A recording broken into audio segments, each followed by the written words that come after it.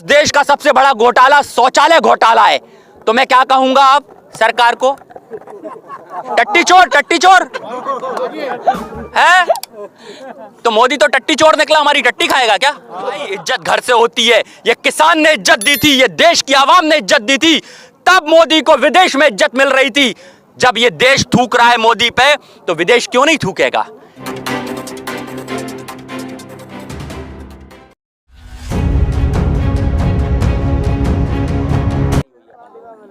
26 जनवरी के बाद दीपक पांडे एक ऐसा शख्स जो 26 जनवरी में ट्रैक्टर परेड में शामिल थे, लेकिन उसके बाद गायब चेहरा नहीं कहूँगा, मेरी मुलाकात बहुत दिन के बाद हुई है। सबसे पहले मैं इन्हीं से बात करूँगा कि जो 26 जनवरी को हुआ, क्या वो सही था? देखिए 26 जनवरी को तो बहुत सही हुआ। हमने 3 लाख ट्रैक्टरों की परेड निकाली और उसमें से पूरी ट्रैक्टर परेड हमारी सफल रही, शांति प्रिय रही। लेकिन जो एक हिस्सा जो दिखाया जा रहा है गोदी मीडिया के द्वारा, उनको समझना होगा उन लोगों को कि गोदी मीडिया वही चीज दिखा रहा है जिससे हमारे किसान आंदोलन पर इम्पैक्ट पड़ रहा है। मतलब किसान आंदोलन को बदनाम करने की साजिश रची जा रही है। यार जसदीप सिद्धू को हमने अपने संयुक्त किसान मोर्चा के मंच पे नहीं चढ़ने दिया, इन्होंने उसे लाल किले पर चढ़ा दिया। बताइए इससे बड़ी क्या बात हो सकती है? उस दिन छन्नी लग गई, 99.5% रैली पूरी सफल रही, लेकिन ये गोदी मीडिया ने पूरी रैली छुपा दी। अगर उस हिस्से को दिखा देते तो पूरे विश्व में सैलाब आ जाता। देखिए ये गोदी मीडिया हमारा मजाक बनाने आया था उस रात को, जब तंबू उखड़ रहे थे। ऐसा लग रहा था गोदी मीडिया ने जैसे चीन पे अटैक कर दिया हो, पाकिस्तान जीत लिया हो, जिस तरीके से देश में किसानों के तंबू उखड़ रहे थे। लेकिन क्या हुआ, एक पल का लाइव चल गया और पूरे देश में सैलाब आ गया, पूरे देश में सैलाब आ गया। ऐसा सैलाब पूरे विश्व में आ सकता है अगर गोदी मीडिया सही से काम कर ले, मेन स्ट्रीम मीडिया सही से काम कर ले। मैं इसीलिए मेन स्ट्रीम मीडिया को बोलना चाहता हूं, ये विज्ञापन एजेंसी है जो मोदी को विज्ञापन के रूप में बेच रही है और हमें बार बार ये दिखा रही है कि मोदी है तो मुमकिन है, मोदी है तो मुमकिन है। मैं कहता हूं मोदी है तो देश बिकना पूरा पूरा मुमकिन है, पूरा पूरा मुमकिन है। आप देश बिकने की बात कर रहे हैं, कहाँ बिक रहा है देश? यार भाई जो कहता था जुमलेबाज, देश नहीं बिकने दूंगा, देश नहीं बिकने दूंगा, पूरा देश बेच दिया। बचा क्या है? क्या बिकेगा देश से? सब तो बेच दिया इसने। ये जो जाता था ना विदेश यात्राएं करता था झोला उठा के, उस झोले में ये हमारे देश की सारी कंपनियां डाल के ले जाता था और पूरे विदेशों में बेच आया। जो एफडीआई का खुद विरोध करता था आज उसको खुद एफडीआई के समर्थन में है। तो इससे बड़ी बात क्या होगी देश के अंदर? आज बात वही चल रही है बार बार। ये हमें तिरंगे के सम्मान की बात सिखाते हैं। अरे इनके यहाँ खुद तिरंगे का अपमान करने वाले को भारत रत्न दिया जाता है। आरएसएस के नानाजी देशमुख, जिन्होंने सन 1948 में तिरंगे का अपमान किया था, उन्हें आज भारत रत्न दिया है। और सावरकर को भारत रत्न देने की बात कर रहे थे, वीर बताते हैं। क्या भगत सिंह वीर नहीं थे? क्या शहीद चंद्रशेखर आजाद वीर नहीं थे? पंडित राम प्रसाद बिस्मिल वीर नहीं थे? क्या अशफाक उल्लाह खां वीर नहीं थे? ये उन्हें नजर नहीं आते, ये उन्हें वोट लेने के लिए नजर आते हैं। सिर्फ क्रांति के लिए क्रांतिकारी चाहिए और राजनीति के लिए क्रांतिकारी चाहिए, लेकिन वीरता के लिए क्रांतिकारी नहीं चाहिए क्या? देखिए आज देश में हर व्यक्ति को क्रांति की जरूरत है और क्रांति का मतलब होता है इंसान पर हो रहे इंसान के जुल्म को रोकना। आज इंसान द्वारा इंसान पर जो जुल्म हो रहा है उसको रोकने के लिए क्रांति छिड़ चुकी है। अब हम लाके रहेंगे क्रांति, अब आके रहेगी क्रांति। और किसान मांगे क्रांति, ये आके रहेगी क्रांति। कौन सी वाली क्रांति चाहते हैं आप? मैं वो क्रांति चाहता हूं जहां पर पूरे देश में आर्थिक समृद्धता आ जाए, जहां पूरे देश में सबकी जेबों में इतना पैसा हो कि वो अपने मन मर्जी से अपने परिवार का पालन पोषण कर सकें। भाई हमें ऐसा भिखारी प्रधानमंत्री नहीं चाहिए जो कोरोना काल में पूरे देश से भीख मांग रहा था। इसके बाद जब जरूरत पड़ी तो वर्ल्ड बैंक तक चला गया, 76 अरब का कर्जा लेकर आ गया, लेकिन इसने देश का कोई साथ नहीं दिया। उस समय भी कोरोना काल में सिख समुदाय ने हमें भोजन कराया। अरे 2% सिख अगर पूरे देश को भोजन करा सकते हैं तो सोचिए इनकी तादाद अगर थोड़ी ज्यादा बढ़ गई तो मैं कहता हूं पूरे देश से भुखमरी मिट जाएगी, पूरे देश से भुखमरी मिट जाएगी। एक सवाल यह है कि 6 तारीख में जी चक्का जाम करने की बात हो रही है, हाँ। किसानों के द्वारा। हाँ। तो क्या लगता है कि हिंदुस्तान में जनता को परेशान करना अच्छा काम होगा? कहाँ अभी बयान आया उत्तराखंड और यूपी में हमारे टिकैत साहब ने मना कर दिया है चक्का जाम करने को लेके, क्योंकि शायद उन्हें अंदेशा हो गया है जैसा कि हमें ट्रैक्टर परेड की अनुमति देकर इन लोगों ने जो बदनाम करने की साजिश रची थी, कहीं ऐसी ही साजिश चक्का जाम में ना हो जाए। तो अभी हो सकता है कई फैसले शाम तक आपको टिकैत साहब द्वारा और देखने मिले, हमारे संयुक्त किसान मोर्चा द्वारा और कुछ फैसले भी सामने आएंगे कि ये चक्का जाम किस तरीके से कैसे होगा, वो वहां से संयुक्त किसान मोर्चा की गाइडलाइन से चलेगा। अगर होता है तो होगा, अच्छी बात है भाई। आज पूरे दिल्ली को परेशान करके रखा है बैरिकेड्स लगाकर, हमने तो 3 लेन खोल के रखी है। देखिए आप दिखा सकते हैं, दिखाइए, ये 3 लेन दिखाइए खुली हैं, दिखा चुके, हम दिखा चुके, फिर कल दिखा चुके। तो फिर ये पूरे दिल्ली को परेशान करने वाली कौन सी बात है भाई? ये दिल्ली में दहशतगर्द बनाना चाहते हैं। ये देखो, पहले हिंदू बनाम सिख करना चाहते थे, आज मैं कह रहा हूं ये हर दमनकारी नीति अपनाएंगे इस आंदोलन को खराब करने के लिए। ये कहीं ना कहीं आतंकवाद भी इसमें घुसाएंगे, क्योंकि मुझे अंदेशा हो रहा है, क्योंकि एक क्रांतिकारी 1000 राजनेताओं पर भारी पड़ता है और मैं क्रांतिकारी हूं। मुझे इनकी मंशाओं का यानी जो स्पष्ट है ना वो नजर आ रही है। देश का किसानों को जो वो है सपोर्ट मिल रहा है, वो इंटरनेशनल सपोर्ट मिल रहा है। जी, रिहाना का ट्वीट आ चुका जी, है और लोगों का भी ट्वीट आ चुका है जी। तो ऐसा नहीं है कि इंटरनेशनल में छवि खराब बनी है देश की किसानों के द्वारा? क्यों भाई? जब मोदी जी जब विदेश जाते थे और विदेश में उनकी सराहना होती थी तो लोग कहते थे मोदी का डंका बज रहा है, बड़े खुश होते थे अंधभक्त, मोदी बड़ा अच्छा काम कर रहा है। और आज जब मोदी की लंका लगना शुरू हो गई तो अंधभक्तों की नानी दादी याद आ रही है क्या? अब उन्हें नहीं आ रहा। देखो भाई, इज्जत घर से होती है। ये किसान ने इज्जत दी थी, ये देश की आवाम ने इज्जत दी थी, तब मोदी को विदेश में इज्जत मिल रही थी। जब ये देश थूक रहा है मोदी पे, तो विदेश क्यों नहीं थूकेगा? यूएन भी तो कुछ चीज होती है, यूनाइटेड नेशन। हम तो कहते हैं इंटरफेयर करना चाहिए यूनाइटेड नेशन को। एक अक्षय कुमार की कैनेडियाई नागरिकता है, पता है आपको? मैं यही सवाल हाँ, मैं बताता हूँ। और ये भांड लोग हैं जो पैसे के लिए सब कुछ करते हैं। ऐसे भांड लोग पहले भी होते थे जो राजा के ढोल और गुणगान करते थे और पैसे के लिए राजा की आंखों पे पट्टी बन जाती थी प्रशंसा की। उन्हें लगता था उनके नीचे कुछ नहीं आ रहे। तुम्हारे मोदी देखो, पैर के नीचे से जमीन खिसक गई, आज तुम्हारा वोट बैंक खिसक गया। अब किस पे राजनीति करोगे, किस चीज पे चलोगे?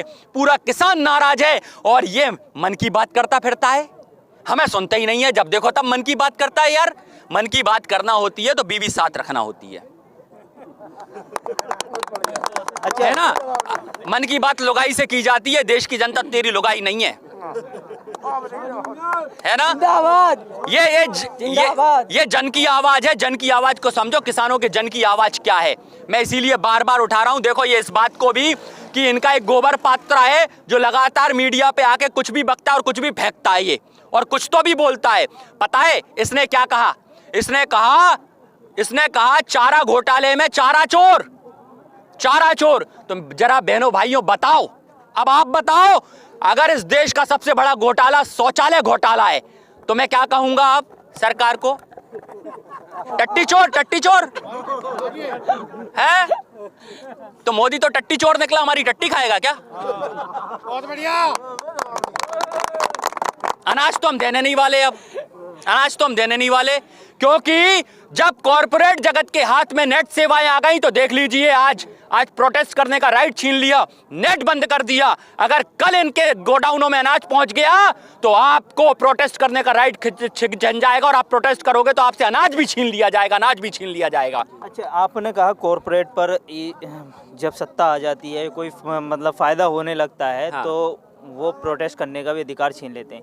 लेकिन ट्विटर पर भी जो है एफआईआर हुई है, उसे लेकर आप क्या कहेंगे? यह अघोषित आपातकाल चल रहा है। मैं आपको सीधा समझा दूं, घोषणा नहीं हुई है इस आपातकाल की, लेकिन अघोषित आपातकाल है जहां पर हर सच की आवाज को दबाया जा रहा है, जहां पर सच बोलने वालों पर एफआईआर हो रही है। पहली बार देख रहा हूं कि सच की आवाज को दबाने के लिए मोदी हर दमनकारी नीति अपना रहे हैं। अरे इतना तो बुरा अंग्रेजों भी नहीं करा था यार। क्या मोदी अंग्रेजों से बुरा है क्या?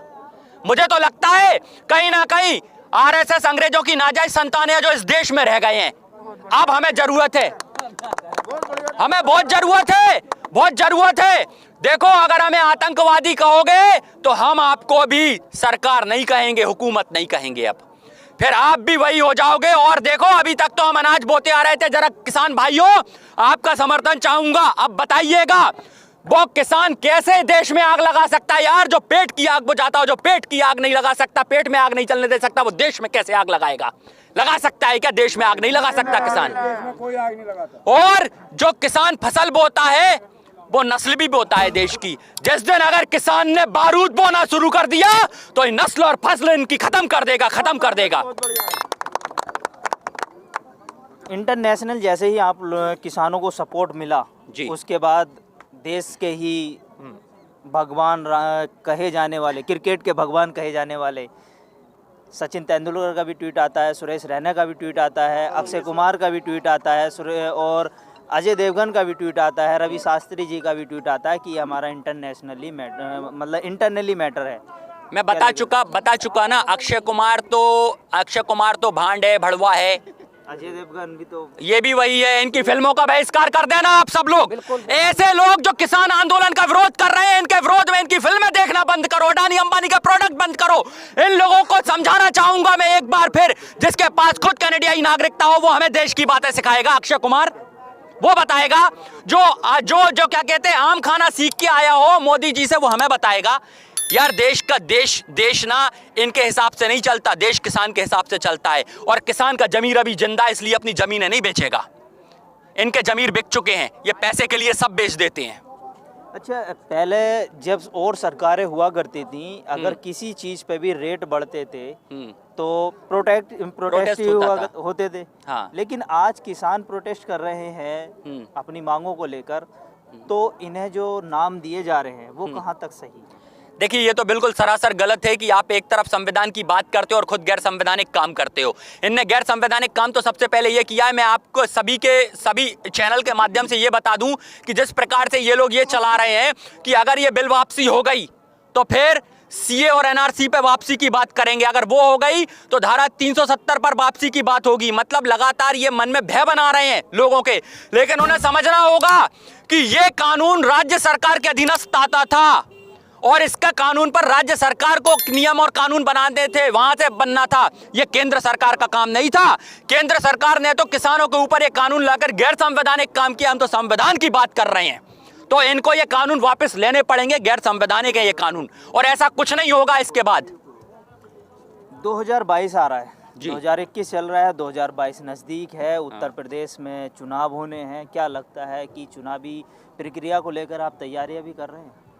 कौन, हम लोग? हाँ, किसान कह सकते हैं, क्योंकि जिस तरीके से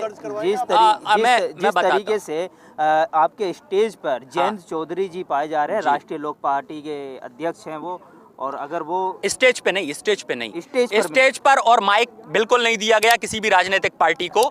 ये सबको समझना होगा। यहाँ पर जो समर्थन दे रहा है वो अपने व्यक्तिगत तौर पे दे रहा है, अपने जन समर्थन में वो जैसे दे रहा है, उसकी मर्जी है। लेकिन यहाँ पर राजनीति की कोई जगह नहीं है। यहाँ पर हर व्यक्ति किसान है। ये सेकेंडरी मैटर है कि वो क्या करता है। और रही बात तो जिन्हें हमने चुना है अब उन्हें चुन चुन कर निकालेंगे सत्ता से। तो 2022 का जो तैयारी है वो भी तो अगर हो सकता है कि वो यहाँ से अपनी हाँ, मैं बता देता हूँ ना, सन्यासी को पहाड़ों पे भेजने की तैयारी है, सन्यासी को उसका धर्म बताने की तैयारी है। जो वो है ना, जो जिसका बिल्कुल सिर साफ है ऊपर से, उसके दिमाग में अकल डालने की तैयारी है इस बार। संसद में भी 15 घंटे की चर्चा होने के लिए बात तय हुई थी। हाँ, तो वो चर्चा हो चुकी है। अब क्या लगता है कि रिजल्ट क्या निकलेगा? यार क्या है, फिर आप वही चीज़ सुनोगे। ये जो हमारे देश की हुकूमत में जो नुमाइंदा बैठा है ना, अब नाम भी लेना बेकार है इसका, ये नुमाइंदा बैठा है ना, इसने घर पर भी सिर्फ वार्ता ही तो करी थी, तभी तो विकास पैदा नहीं हुआ। कुछ कर लेता तो विकास पैदा हो जाता, कुछ काम करता तो वो काम करना पड़ेगा। वार्ताओं से विकास नहीं आता। ये घर में असफल वार्ताएं तो थी जो विकास नहीं आया, तो यहाँ भी वार्ता ही तो चल रही है, कर कहाँ रहा है भाई। इस काले कानून का फायदा तो बताओ। आप ये कहते हो जमीन नहीं हड़पी जाएंगी, ये कौन सा फायदा हुआ भाई? जमाखोरी नहीं होगी, ये कौन सा फायदा हुआ? फायदा बताओ, हम नुकसान बता रहे हैं इसके। लास्ट सवाल आपसे करूंगा जी। अभी तक 72 दिन पूरे हो चुके हैं। हाँ, सरकार अपने पूरे कह चुकी है कि ये कानून वापस नहीं होंगी, लेकिन किसान अपनी मांगों पर लेकर अड़े पड़े हैं कि मांगे जो है हमारी माननी पड़ेंगी, कानून वापस लेने पड़ेंगे। तो बाप बोलेगा तो बेटे को समझना होगा, किसान बाप है, बाप जो सरकार हुकूमत को चुनता है ना वो बाप होता है, और ये बेटा जिद करता है, ये बच्चे हैं हमारे, इनको समझना होगा। हम इनसे अड़ नहीं रहे हैं, हम इनसे आदेश दे रहे हैं और ये आदेश इन्हें मानना होगा, ये आदेश मानना होगा इनको, ये आदेश है, क्योंकि जनता बाप है, बाप, और बाप का आदेश मानना पड़ेगा इन लोगों को। मैं बार बार वही बात दोहराऊंगा। और देखो अब उस व्यक्ति के लिए जो 6 साल में जाने कितनी बार अपने रूप बदल चुका है, उसके लिए एक बड़ा अच्छी कविता है कि है बहुत अंधियार अब सूरज निकलना चाहिए, और जिस तरह भी हो ये मौसम बदलना चाहिए, जो रोज रोज बदलते हैं रूप लिबासों की तरह, अब जरा जोर से जनाजा इनका निकलना चाहिए, इनका निकलना चाहिए ना। फिर तो वो एक और बात है ना मोदी जी के लिए कि भाई ये इतना बड़ा बहरूपिया है, इतना बड़ा बहरूपा है, मेरा पुराना पंच है जो मैं फिर दूंगा आज आप सबको। इतना बड़ा बहरूपिया है, जब ये सेना में जाता है तो कहता है मैं सैनिक बनना चाहता था। फिर जे पता है ढपली वाले के पास जाता है, वो ढोल बजाता है तो कहता है भाइयों बहनों मेरी मन की बात में मैं ढोल बजाना चाहता था।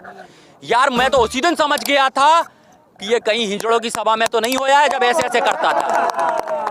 तो ये मानसिक नपुंसकता शरीर पे हावी हो गई है, जो देश में कहीं से विकास पैदा नहीं होने देगी। जय हिंद, जय भारत।